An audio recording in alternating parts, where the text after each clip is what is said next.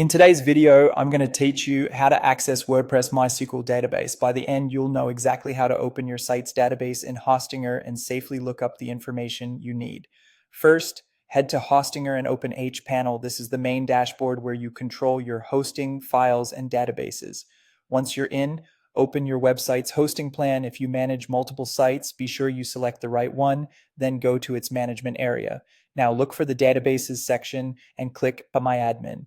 HelpMyAdmin is a web-based tool that lets you view and manage your MySQL database without using the command line. It's powerful, so we're going to keep things read-only for now just to stay safe.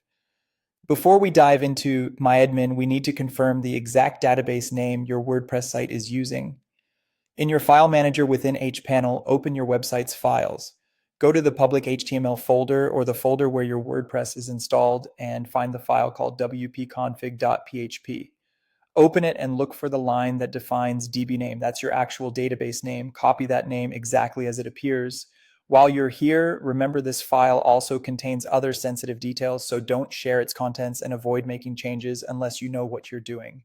Go back to MyAdmin and in the left sidebar, find and click the database name you just copied from wp-config.php. This ensures you're looking at the correct database for your site, especially if your hosting account has more than one. You'll now see a list of tables. These are the building blocks of your WordPress site. To view what's inside a table, click Browse next to it. This opens the actual rows of data. For example, WP Posts stores your posts and pages, WP Users lists your user accounts, and WP Options holds site settings like the site URL. Your tables might not start with WPs. The prefix can be different, and that's normal. Use the search or filter features at the top of the browse view to quickly find specific entries. If you're just checking something, avoid editing or deleting rows. Small changes here can have a big impact on your site. If you ever plan to make edits in the future, take a full backup first. That's it. You opened MyAdmin, confirmed your database name from wp-config.php, selected the correct database, and browsed your tables safely.